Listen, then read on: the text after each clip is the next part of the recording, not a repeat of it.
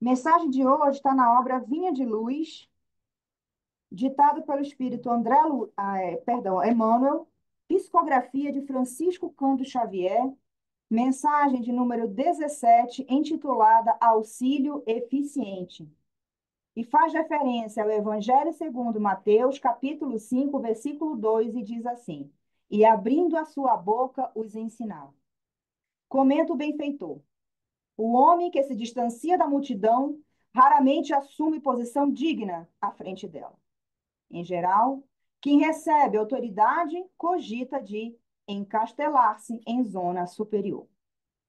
Quem alcança patrimônio financeiro elevado costuma esquecer os que lhe foram companheiros do princípio e traça linhas divisórias humilhantes para que os necessitados não o aborreçam. Quem aprimora a inteligência quase sempre abusa das paixões populares facilmente exploráveis. E a massa, na maioria das regiões do mundo, prossegue relegada a si própria. A política inferior converte-a em joguete de manobra comum. O comércio desleal nela procura o filão de lucros exorbitantes. O intelectualismo vaidoso envolve-a nas expansões do pedantismo que lhe é peculiar.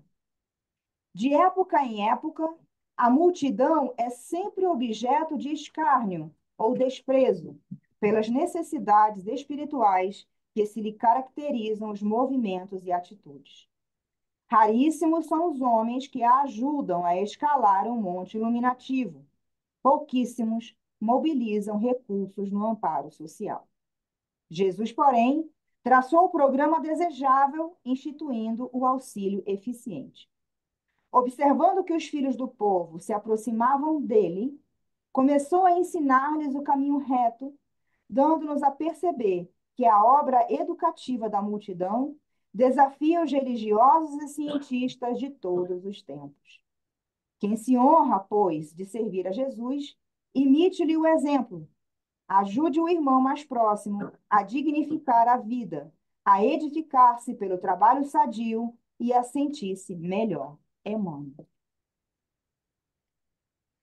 Nesse momento, aqueles que assim desejarem, que possamos fechar os nossos olhos, para assim entrarmos em contato com os nossos mentores espirituais, os nossos benfeitores amigos e os benfeitores desta casa. Que antes daqui chegarmos, preparou esse ambiente com fluidos doces, amorosos, salutares, para que pudéssemos aqui chegar e receber esse carinho, essa pacificação em nossos corações. E é com sentimento de gratidão a eles e a Deus que aqui nos permite estar. Que te agradecemos, Senhor da vida, por esta oportunidade, por este dia, Senhor. É com alegria em nossos corações que te exaltamos nesse dia pela vida que pulsa em nós. Pela oportunidade, Senhor, de mais um dia à nossa frente. De podermos entrarmos em contato com essa espiritualidade amiga que nos assiste, que nos encoraja, que nos fortalece.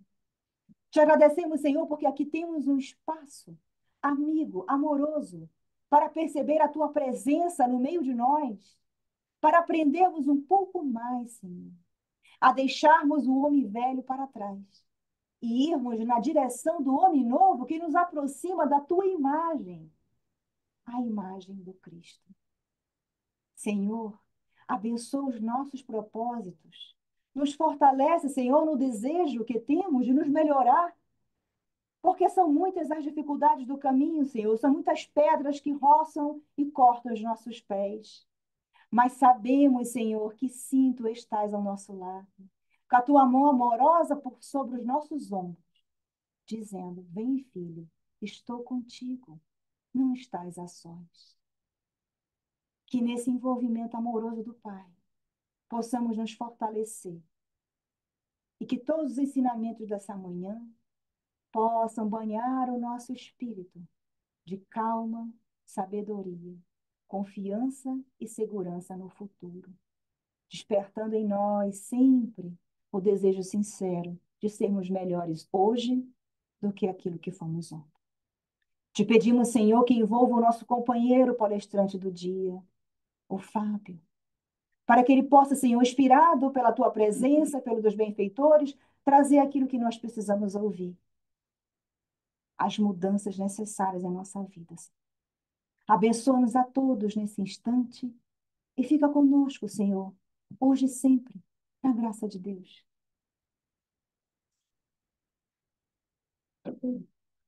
Nosso estudo de hoje será trazido pelo Fábio Vanucci, que é o nosso colaborador. Ele também trabalha na laborterapia junto com a Luciana. Aquelas ações que nós fazemos do Utah Bank Food, da limpeza do centro, são os dois que coordenam. Ele também coordena a nossa livraria, como eu falei. Ele vai trazer hoje um tema para nós sobre as causas anteriores das aflições. Está no Evangelho segundo o Espiritismo de Allan Kardec, no capítulo 5, Bem-aventurados os aflitos, itens de 6 a 10. Fábio, é com você. Uma boa palestra para todos. Obrigado. Hoje não foi de sopetão, uma ligação de manhã cedo. Só vamos ver se hoje vai sair um pouco melhor do que foi da outra vez. Mas Douglas hoje lançou uma campanha nova da laborterapia, só rapidinho, e que agradeço a todos aqueles que começaram nessa campanha do Adote uma Plantinha, como disse ele. Plant Foster Care Program. Então, enfim, quem quiser ou quem tiver interesse numa plantinha, tem ali na nossa cozinha. Então, vamos trazer hoje, então, a questão do tema, né, do capítulo 5 do Evangelho, que é do Bem-aventurados os aflitos. Que, como diz sempre o Vitor, nos lembra sempre que é o maior capítulo do Evangelho, né? Que traz exatamente algumas palavras, né? Kardec traz ali algumas ideias de consolo, né? Porque todos nós somos os aflitos do mundo, né? Todos nós estamos aqui, né, num planeta de provas e expiações, em que não é esperado que a gente tenha só bem-aventuranças, né? Que a gente tenha só a parte bonita da vida, né? É esperado que se tenham essas aflições, né? E o capítulo ele começa, né, falando sobre a questão da justiça das aflições. Que justiça é essa, né? De onde é que vem essa justiça? Porque quando a gente fala de Deus e sobre a justiça divina, né, a gente tende ainda, a gente se aproxima muito mais ainda do Deus dos judeus, daquele Deus vingativo de Moisés, né? A gente ainda não chegou no Deus de amor, de justiça, de caridade que Jesus nos trouxe há 2000 anos. E que o Espiritismo vem resgatar essa ideia desse amor divino, dessa misericórdia divina. Infelizmente, a gente ainda está preso lá atrás. Às vezes com frases que a gente traz, como aqui se faz, aqui se paga, né? Ou até mesmo, às vezes, a gente ouve muita questão do olho por olho, dente por dente, né, da questão toda lá do Código de Hammurabi, que ele vem, que eu fui até atrás, ele vem do século XVIII antes de Cristo. Então a gente ainda traz essa ideia ainda muito presente hoje em dia, né, da coisa toda, né, inclusive dentro da ideia, às vezes, que até mesmo o próprio espírita traz dentro daquela ideia um pouco errada do karma, né, que se você fez de uma forma na vida anterior, você vai pagar da mesma forma na vida presente ou na vida futura, né, que não tem ainda como diz a Roberta, o ranço, né, o ranço que a gente ainda tem, né, ainda da ideia mesmo dessa coisa vingativa, né? E hoje a gente muda um pouco o tom, né, como a semeadura é livre, mas a colheita é obrigatória. Mas esse tom ainda tem um tom pesado, infelizmente, né? Que é a diferença entre a justiça que a gente tem, né, de que eu quero justiça, versus o que é justo, né? E que dentro desse conceito, né, a gente sempre vai ter a coisa toda do ofensor e do ofendido, né? E esse ofendido é sempre o injustiçado. E a gente ainda se vê demais como esse injustiçado da vida. né? Só que nesse planeta, né, como lembrou ontem a Michele no nosso estudo do atendimento fraterno, né, só teve um injustiçado nesse planeta até hoje, que foi Jesus, né? O resto da humanidade terrena, né, porque a humanidade é muito maior do que só a Terra, como a gente já viu, né, há muitas moradas na casa do meu pai, né, lá atrás. O resto da humanidade, todos nós temos débitos. Infelizmente, nós temos débitos. E esses débitos, eles foram criados através das nossos atos e ações. A gente criou isso, né? Foram as nossas escolhas baseadas no nosso livre-arbítrio. Então, a gente escolheu determinados caminhos, determinadas ações e atitudes que elas geram consequências, sejam elas positivas ou negativas, né? No entanto, a gente esquece, dentro dessa ideia de justiça divina, a gente esquece que existe, nessa matemática que a gente ainda usa muito aquela matemática, né, do A igual a B, né? Então, se você olho por olho, dente por dente, como eu tinha dito, mas a gente não leva em consideração os maiores modificadores que existem, que é a misericórdia de Deus, né? Isso a gente ainda não consegue captar, a gente não consegue perceber. E a gente vai ver um pouquinho melhor isso, eu vou comentar no final, mas a gente vai ver isso na sequência desse capítulo, quando Allan Kardec depois fala sobre os motivos de resignação.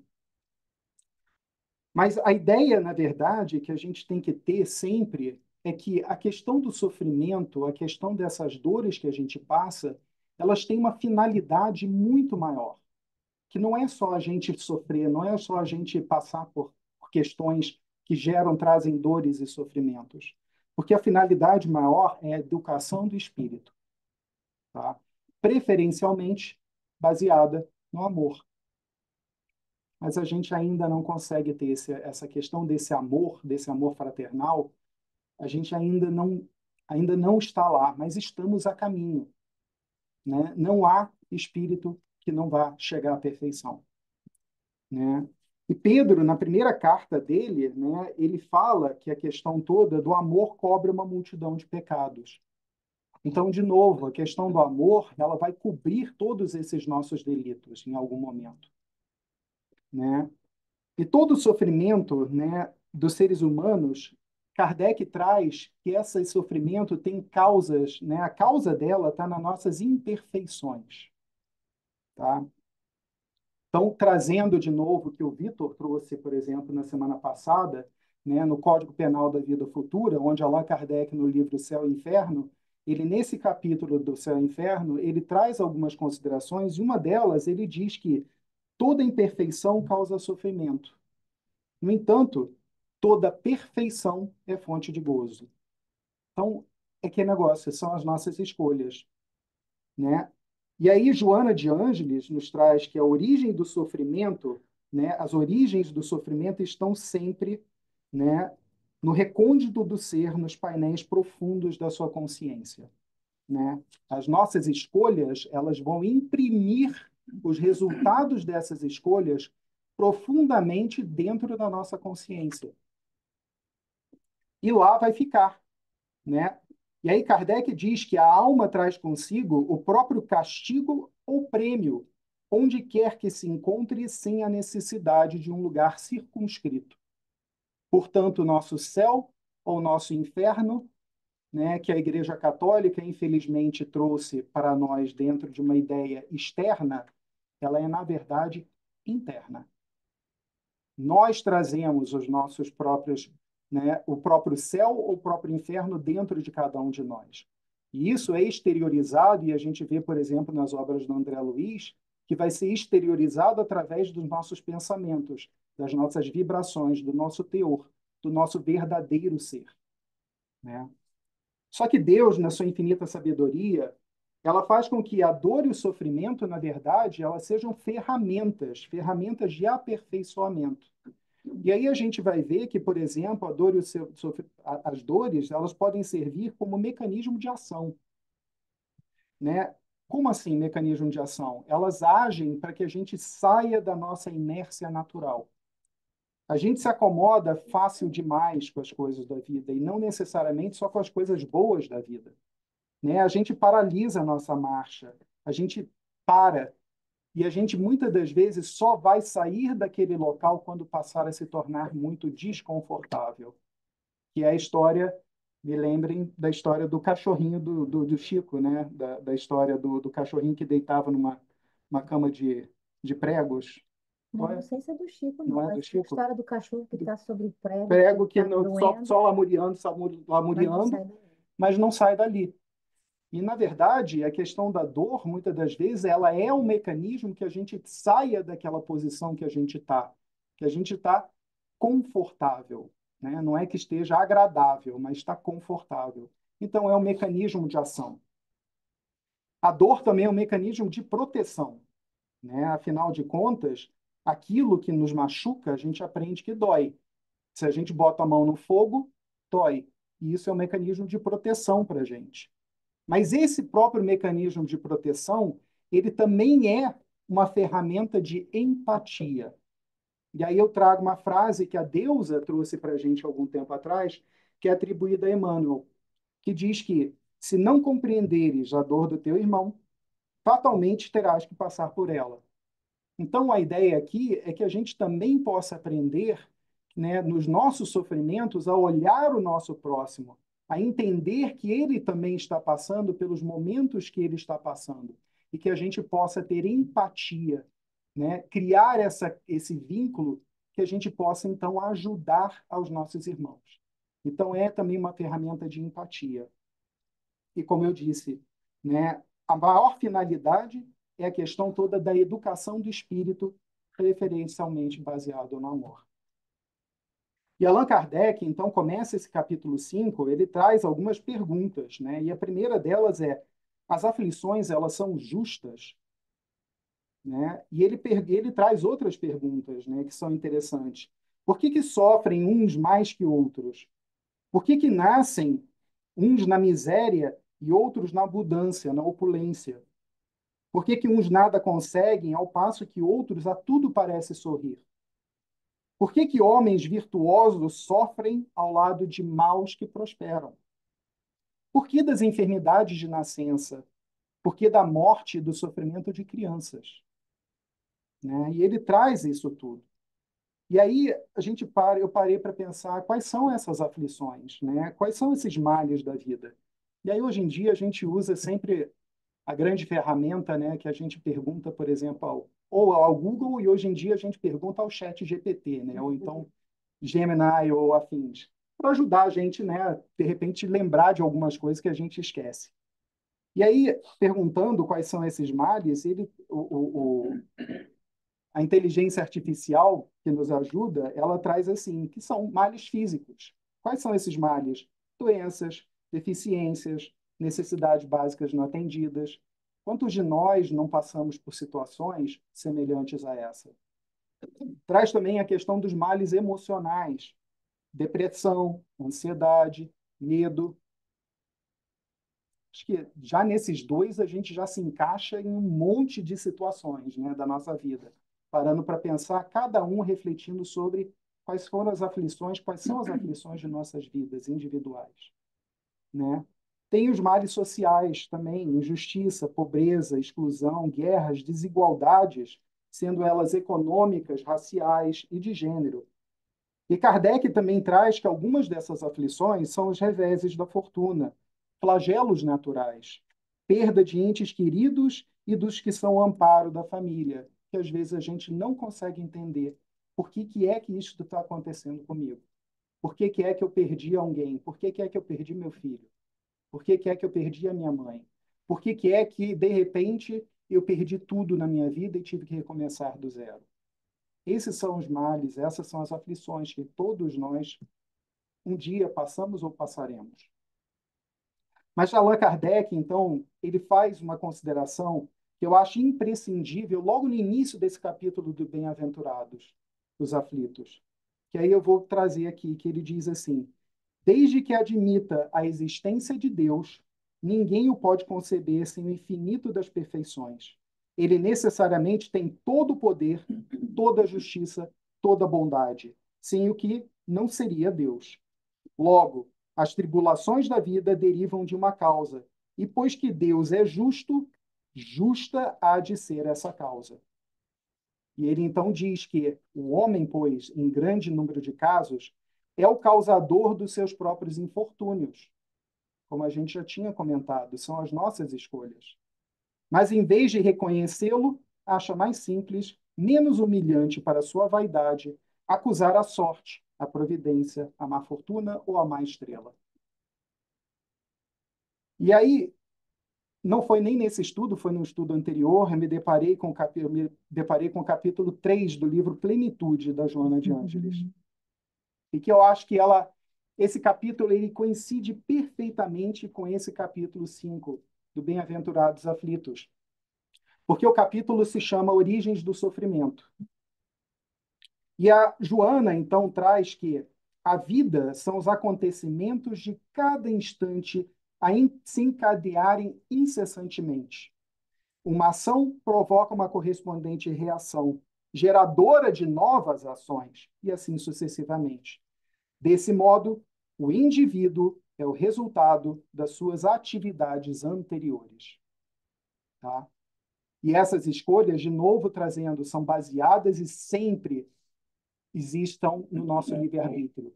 A gente sempre tem, a escolha é nossa. A gente é que escolhe.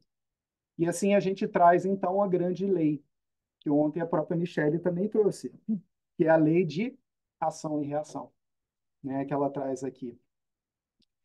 E aí, pensando nessa questão da ação e da reação, e pensando, por exemplo, também na coisa quando a gente fala da justiça das aflições e das aflições anteriores, o espírita sempre traz a ideia do karma, né? Porque, assim, é a grande palavra que é o karma, né? Não sou eu, né? É o karma que me traz esse problema, né? São os meus karmas. Mas aí eu fui assim, karma é uma expressão que vem do hinduísmo e do budismo. Então, o que é que o hinduísmo e o budismo traz como né, a definição de karma? E eu achei super interessante, porque ele diz que karma é a ideia de que toda ação, toda intenção e todo pensamento gera consequências, boas ou ruins, que afetam a vida presente ou a futura das pessoas. E aí que a gente vai ver, né, que assim, de novo, como se alinha com, né, os pensamentos, né, como se alinha, né? Eles, na verdade, a gente vê, o Vitor traz muito a questão toda do eita, fugiu, do judaísmo, do hebraico, das ideias, né, que o judaísmo traz. Mas a gente começa a ver que, às vezes, até mesmo outras expressões orientais, né, como, por exemplo, o hinduísmo, o budismo, traz essas ideias ali inerentes. E a gente viu já que, na nossa palestra, sobre a questão das causas atuais das aflições, que eu não vou entrar muito nisso, mas que várias doenças e enfermidades elas estão causadas por nossas intemperanças e nossos excessos nesta vida. Que uniões desgraçadas acontecem por vaidade ou interesse, principalmente monetário, que são baseadas na nossa imprevidência, no nosso orgulho, na nossa ambição. Mas aí também temos a questão das causas anteriores das aflições, né? E como tudo se encadeia, né, e a direção dessa casa, muito inspirada, né, não só incluiu no meio do Bem-aventurados Aflitos uma palestra que foi da semana passada, que era do livro Céu e Inferno, do Código Penal da Vida Futura. E é como que isso se encadeia em tudo, né? E aí Kardec, então, traz que toda falta cometida, todo mal realizado é uma dívida contraída que deverá ser paga. Se não for em uma existência, sê-lo-á na seguinte, ou seguintes, porque todas as existências são solidárias entre si. Então, a prosperidade do mal é apenas momentânea. Se ele não espiar hoje, espiará amanhã. Portanto, se a causa dessas aflições que a gente passa não se encontra nesta vida, diz ele, há de ser anterior a esta vida, isto é, há de ser numa existência precedente. Então, se a gente às vezes passa por situações de dificuldade, de conflitos, de sofrimento, e a gente não consegue entender o porquê que acontece isso na nossa vida hoje, ela está numa causa, uma vida anterior. Porque, como nós vimos e nós acreditamos, na questão toda das vidas sucessivas, nas reencarnações, onde temos a oportunidade, através dessas reencarnações, de progredirmos a tal ponto que um dia chegaremos a espíritos crísticos como Jesus é, né? Então, dentro dessa ideia, por exemplo, de todos os males, todas as ações que nós fazemos, todas as atitudes que nós temos, elas geram uma consequência. A gente pode até escapar das leis humanas, que elas são limitadas, mas a gente nunca vai escapar da lei de Deus. E essa lei de Deus, como lá no Livro dos Espíritos, na pergunta 621, Kardec pergunta: onde é que está escrita essa lei de Deus? Na nossa consciência. Por isso que a gente não consegue escapar de maneira nenhuma dos nossos atos, dos nossos atos positivos, porque eu acho que a gente também tem que sempre levar em consideração isso. Porque a gente fala demais na questão toda negativa, mas também tem os nossos atos positivos. De novo, o amor cobre a multidão de pecados, né? Então, os nossos atos positivos, eles também vão influenciar e vão apagar nossas dívidas. Não é uma questão só de olho por olho, dente por dente, né? E Joana, então, nesse mesmo capítulo da origem do sofrimento, ele diz que a consciência não perdoa, né? No que concerne a deixar no esquecimento o crime perpetrado. O seu perdão se expressa mediante a reabilitação do infrator. E eu aqui reforço a palavra reabilitação. É a reparação, é a reabilitação. Porque Deus não quer a morte do pecador, mas quer a morte do pecado. Deus deseja de cada um de nós que a gente possa aprender, através das circunstâncias da vida, né, a questão toda do amor, da fraternidade com os nossos irmãos, da fraternidade com todos os filhos dele, que vão desde cada um de nós aqui a pessoas que a gente possa considerar como sendo execráveis nesse mundo, né? Pessoas que levam países a guerras, pessoas que matam outras, pessoas como, por exemplo, crimes que a gente considera como hediondos, como a pedofilia. Todos esses, né, ofensores, eles têm eles são filhos de Deus. A Michele trouxe ontem também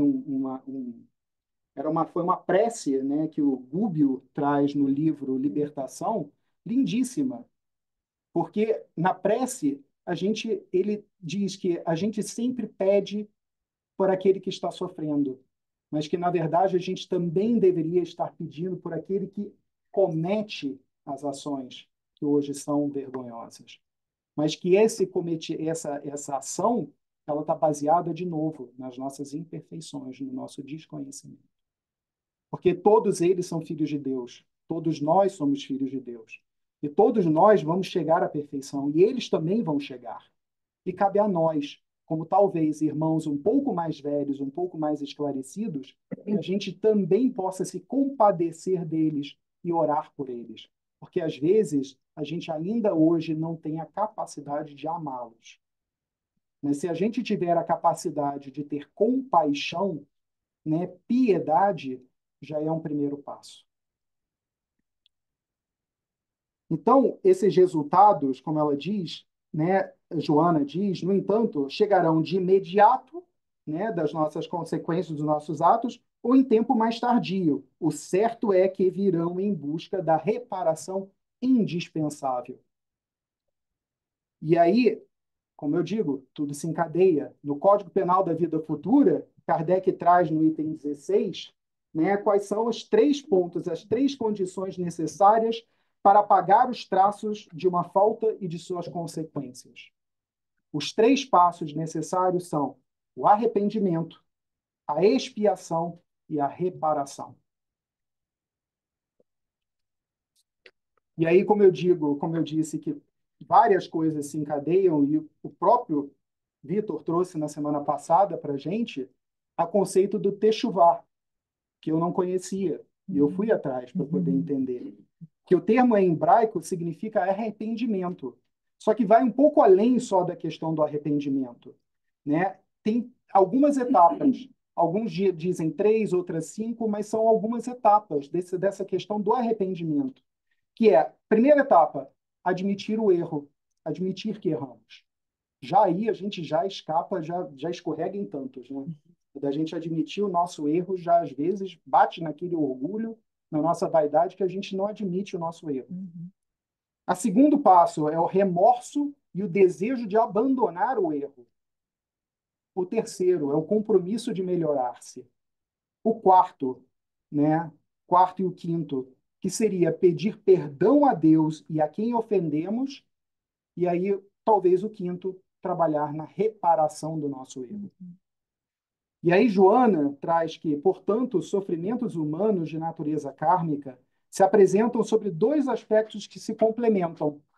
E aí entram duas palavrinhas mágicas que o espírito adora e traz sempre, que é provação e expiação. E aí vamos tentar entender um pouquinho isso, porque Kardec traz, na questão das causas anteriores da aflição, esses dois termos. E aí eu trago principalmente Joana, porque nesse capítulo eu achei maravilhosa a explicação dela, como ela traz essa questão toda, né?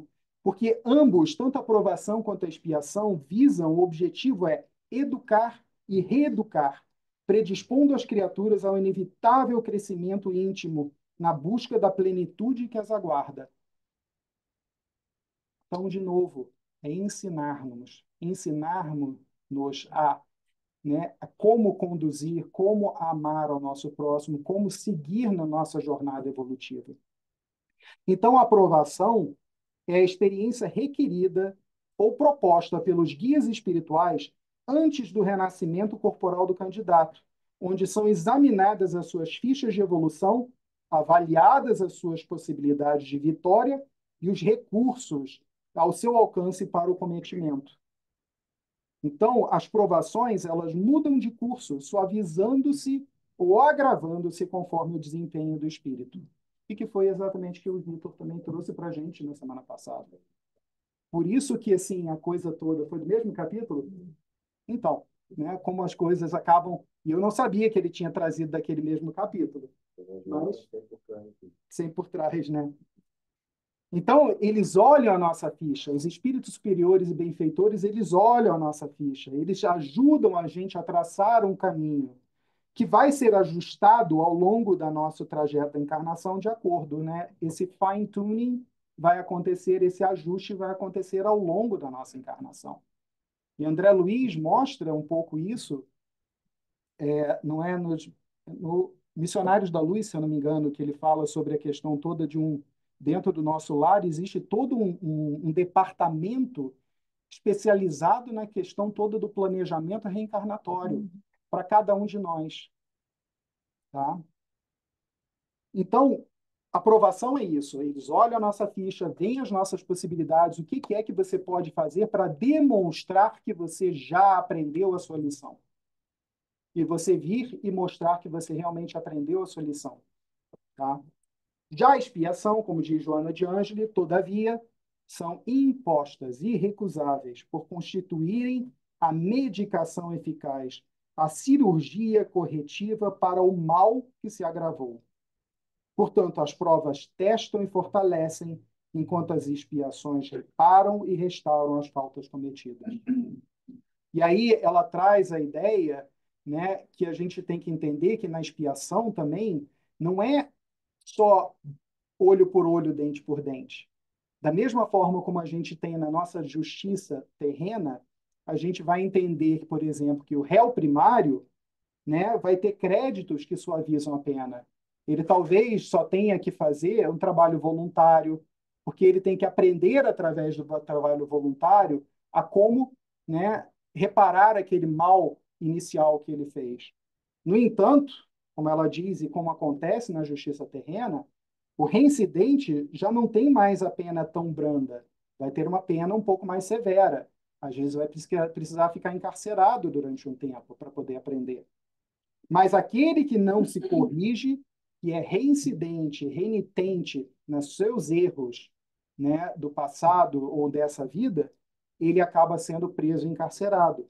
E é assim que a gente, às vezes, acaba vendo por que é que algumas pessoas vão vir na sua encarnação atual com limitações orgânicas, mentais, paralisias, patologias congênitas de berço que nasceram com elas, sem a possibilidade de reequilíbrio, certos tipos de loucura, certos cânceres, de enfermidades generativas que se transformam em recurso expiatório para o infrator reincidente.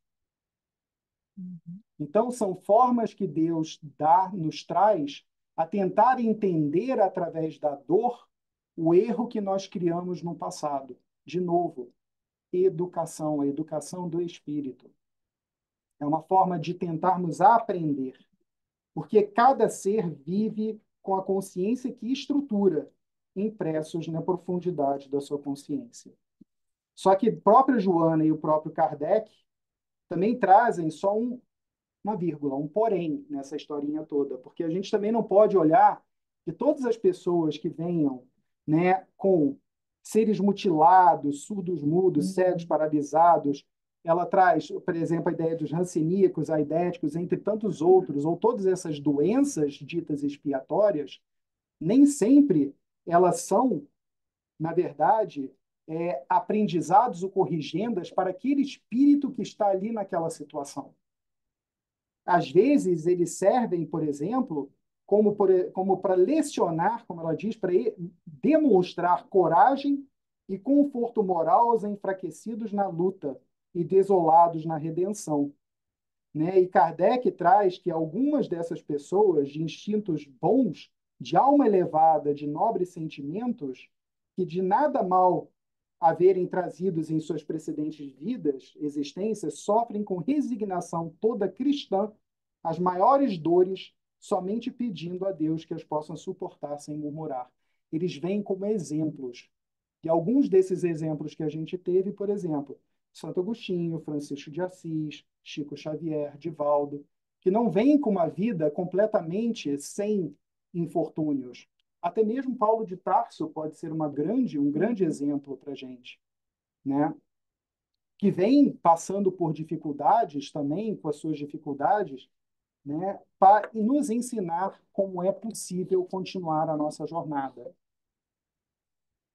E aí Joana traz, então, que enquanto as provações constituem uma forma de sofrimento reparador que promove, as expiações apenas restauram o equilíbrio perdido, reconduzindo o delituoso à situação que se encontrava antes da queda brutal. Tá? Então, a gente começa a entender um pouquinho melhor o que são provas e o que são expiações. Esses dois termos que a gente usa muito corriqueiramente, às vezes, dentro do meio espírita, e que, às vezes, é difícil da gente entender. E mesmo comentando ou vendo tudo isso, às vezes é complicado mesmo no dia a dia da gente entender o que é prova, o que é expiação. Mas, independente do que seja, a grande questão é como a gente vai enfrentar essas dificuldades.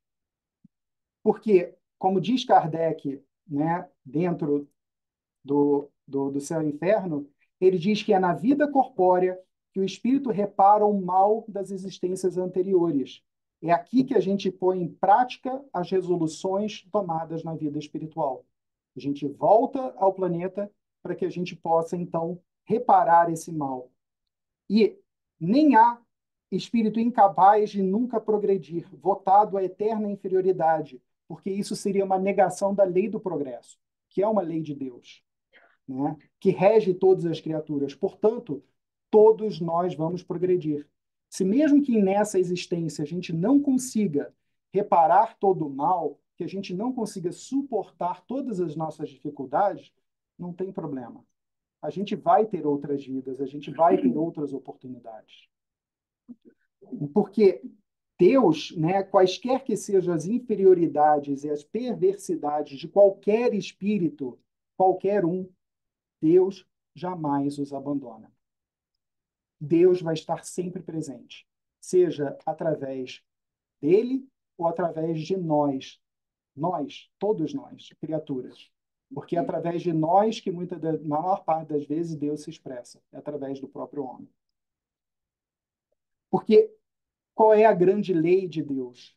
É de justiça, como a gente já conversou, mas é de amor e de caridade. Então, quando a gente fala da lei de Deus, é de justiça, mas é de amor e de caridade, né? E qual é a maior ferramenta, qual é o maior sentimento que a gente deve cultivar para enfrentar essas nossas provações, essas nossas expiações? Na verdade, como diz Joana, é o amor. Esse é o maior sentimento que a gente deve ter. Porque o amor é o antídoto para todas as causas do sofrimento, por proceder do divino psiquismo, que gera e sustenta a vida em todas as suas expressões. Portanto, para cada um de nós, por exemplo, não só a questão do amor, mas é através, por exemplo, da terapia do perdão também. Porque a cada mal que nós fizemos, também temos o mal que é feito a nós. E se a gente não aprende a perdoar o mal que é feito a nós, a entender que esse mal direcionado a nós pode não nos afetar. Porque quem fica com o mal é aquele que pratica. Se a gente não recebe esse mal e a gente aprende a perdoar, aprende a não revidar, que é o nosso grande modus operandi durante séculos, a gente revida. A gente quer a justiça, mas qual justiça? É a nossa justiça. É a justiça ainda do olho por olho, dente por dente. A gente quer a morte do pecador. A gente não está preocupado com a morte do pecado. A gente, muitas das vezes, vai ao ponto de querer a morte física mesmo dessa pessoa. E a gente tem que começar a repensar nisso. Porque é só através do perdão e com amor que a gente vai sair desse ciclo vicioso que a gente se encontra há tantos milênios. Não são séculos, são milênios. Né? Porque, como diz a Joana, a raiz de qualquer tipo de sofrimento sempre será encontrado como seu autor o próprio espírito, que se conduziu erroneamente, trocando o mecanismo do amor pela dor no processo da sua evolução. A fim de apressar a recuperação, eis que se invertem a ordem dos acontecimentos, sendo a dor o meio de levá-lo de volta ao amor, por cuja trilha o espírito se faz pleno. Então, só através do amor é que a gente vai se fazer pleno. Só através do amor é que a gente vai entrar em comunhão com Deus. Porque, de novo, como diz a frase, que eu acho lindíssima de Emmanuel, né? Que é: se não compreenderes a dor do teu irmão, fatalmente terás que passar por ela.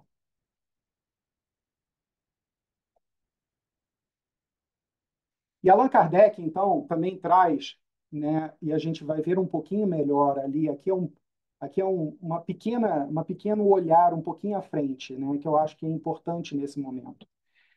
Que ele diz que devemos bendizer o sofrimento com o prelúdio da cura, contanto que soframos com resignação.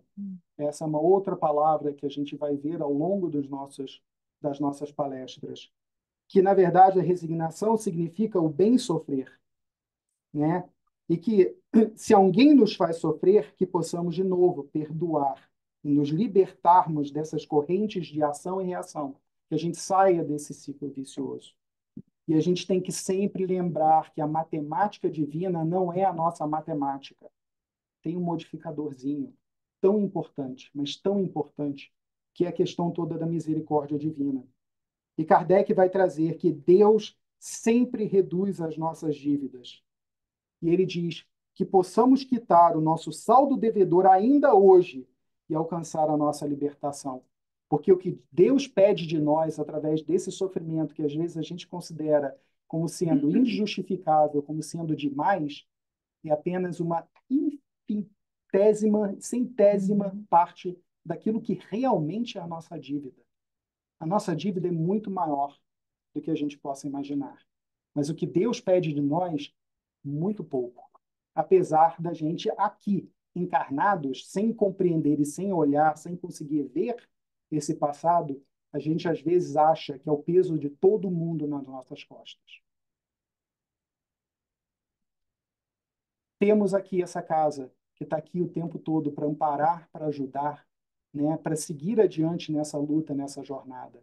Que não seja só essa casa, né? Todas as casas de Deus, elas estão aqui voltadas também para isso, servir de oásis, como disse a Michele.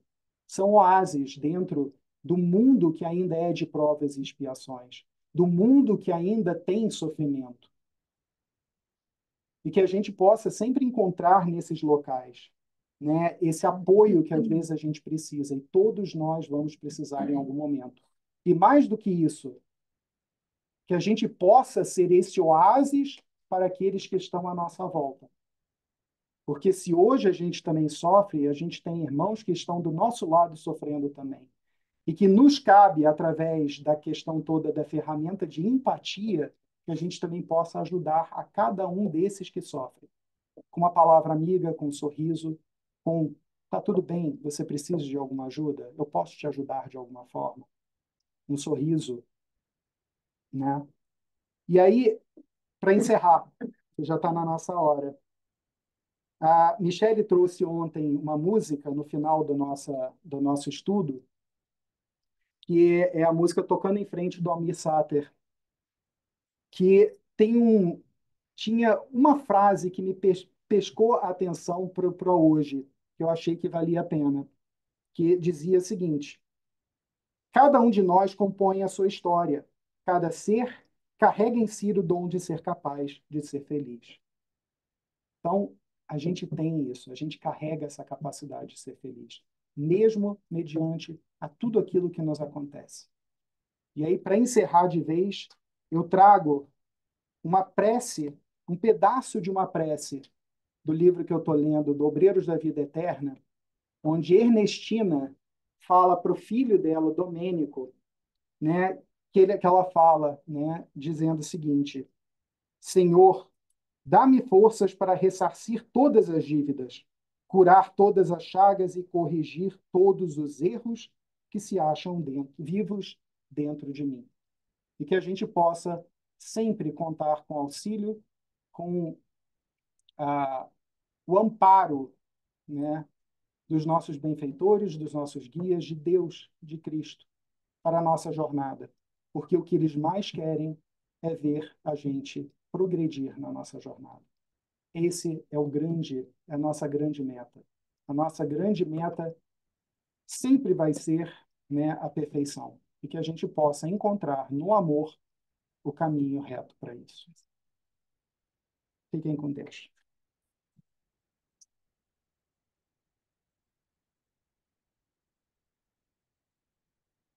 Agradecer ao Fábio, né, por esse estudo, pelas belas reflexões do dia de hoje e para a gente continuar nesse clima, vamos chamar o nosso companheiro Douglas, que vai fazer as nossas vibrações de hoje.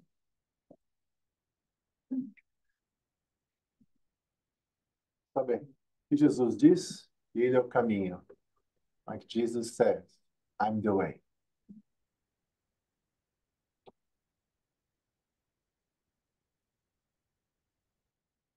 Nesse instante, meus amados irmãos, é o momento da nossa doação de amor. Mesmo que não sintamos que nesse instante as nossas dores, as nossas aflições nos impedem de fazer essas doações, estamos enganados. Por dentro de nós habita o nosso Criador. Jesus nos convida a caminharmos para esse momento das nossas doações de amor. Que possamos, nesse instante, levar todo esse amor, essa luz, a todos aqueles que nesse instante derramam lágrimas de sofrimento, lágrimas do desespero, lágrimas da angústia, das depressões, dos sentimentos sombrios que assolam toda a nossa humanidade. Que possamos, meus irmãos, levar essas vibrações, essas doações de amor a todos os lares, a todos os presídios, a todos os manicômios instituições mentais, hospitais, as praças, as ruas, aos becos, para que todos nós e os nossos irmãos possamos sentir o amor do Evangelho do Cristo, o nosso caminho, a verdade. Assim seja.